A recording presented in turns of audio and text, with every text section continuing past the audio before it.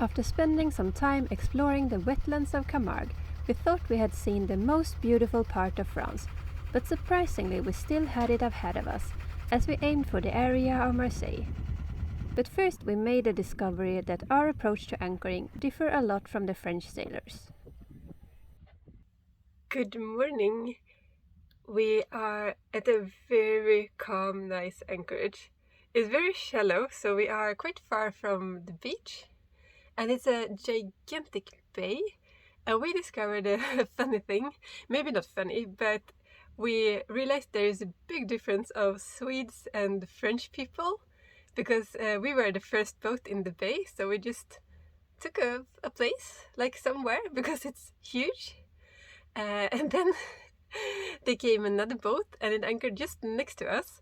And then there came a third boat and it anchored between us. And then it came more boats. So one anchored quite far off. And then it came about 7 other boats and they anchored just next to that boat. And we're trying to go away from people. We're trying to go to find our own place. But here it seems like, oh, there's a boat, let's go just there. So we find it kind of funny actually. Our lonely little spot got not crowded, but it's still funny because it's plenty of water everywhere. There are all the other boats. We found it incredible how such an open water could be that calm compared to the many sheltered bays we visited throughout the summer. But we slept so good before we were ready for our first French island stop. We must have timed it perfectly because we arrived just as the last day cruisers left and the evening sun was low, casting a golden light on the land around us.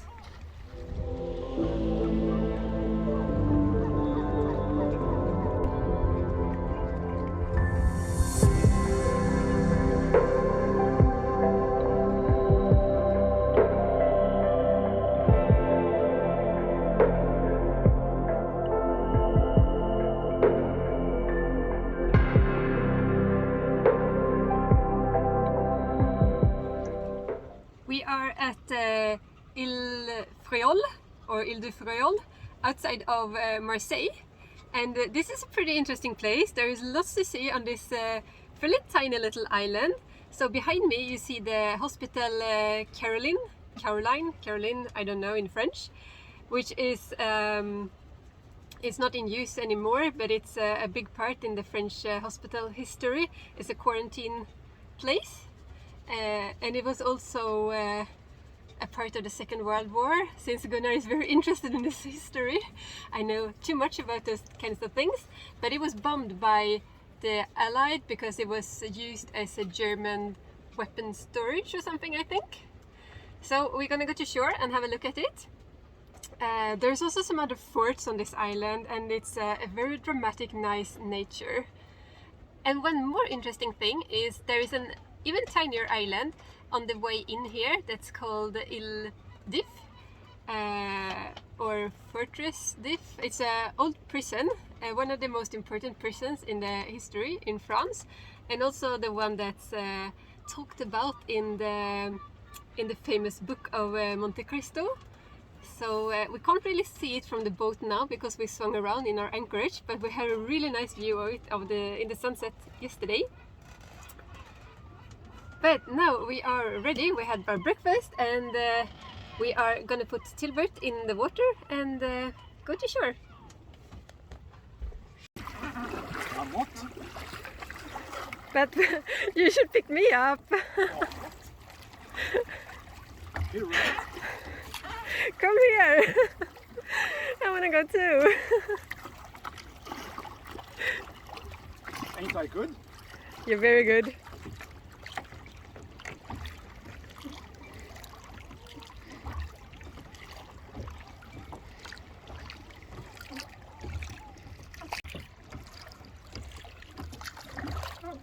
It's super clear water, really good. Sometimes it's hard to find a place to beach Tilbert, but here the beaching part was not the issue. It was a little bit steeper than we first thought, but I think we can climb up. Gunnar is like a goat.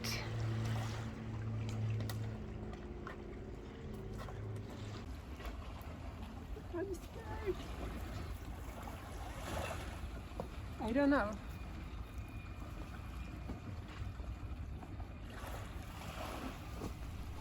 I didn't start off equally good, but eventually and a bit slower I made it up too.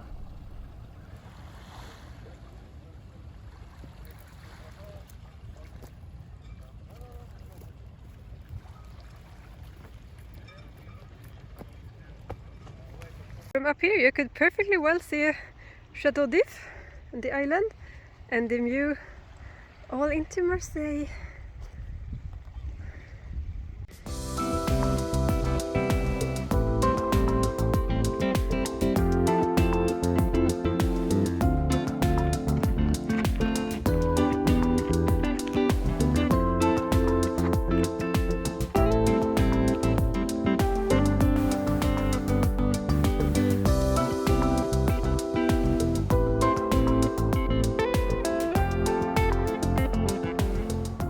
This is the hospital area and we are anchored there.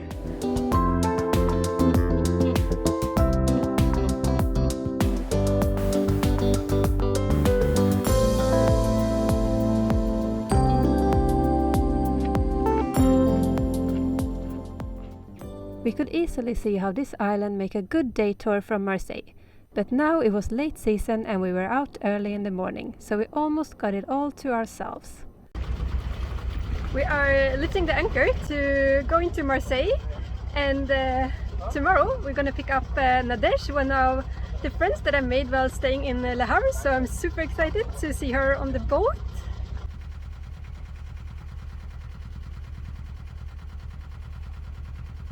Our picture so far is that France is a little bit more uncomplicated to go into marinas with the paperwork and everything like that. So there are several boat clubs or marinas in Marseille, so we just plan to go inside and try to find a place, and I think at least one of them has a reception pontoon, so we're gonna go there without even calling on the VHF, because I think it's easier.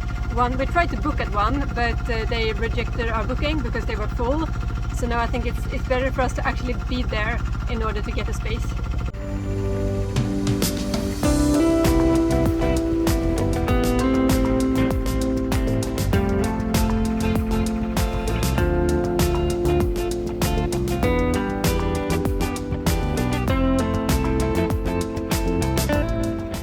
After some confusion on where to find the marina office, we could dock at a good spot, and while waiting for Nadège we had France's second biggest city to discover. And there were some areas we wanted to experience. The shops and market of the Arab quarters,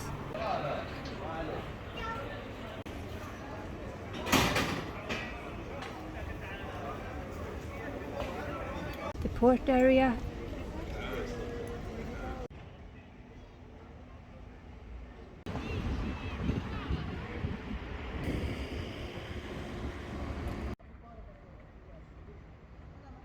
and not the least to see the quirky art of La Panière, with a big disclaimer for my pronunciation.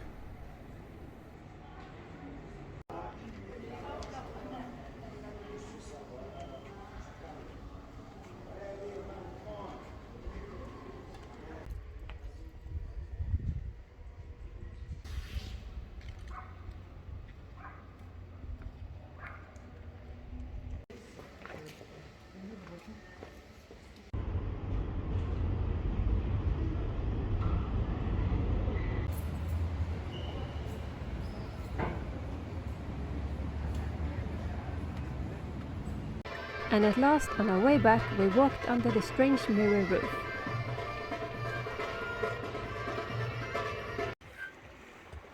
It was a cool city, but we were happy to soon be back at anchor. The water looked like a fish pond, and we were not late to jump in.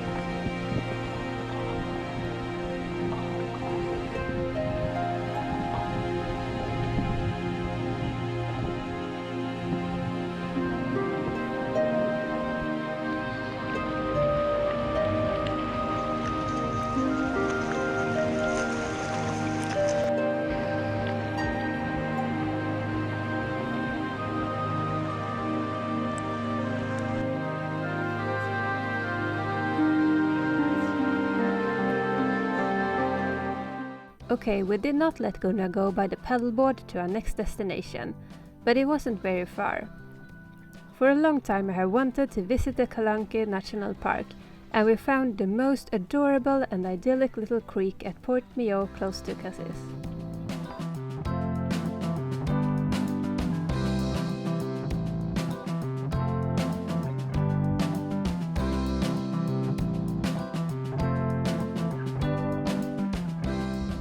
Places, so be warned. Marion, il y a des toilettes ici?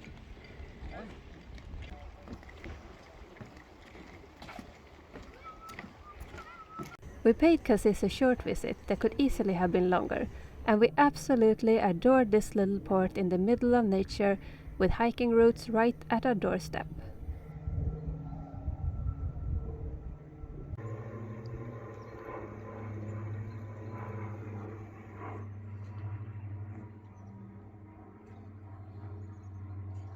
On my way back from the shower. It's a cool thing to take the paddleboard to go showering in the morning.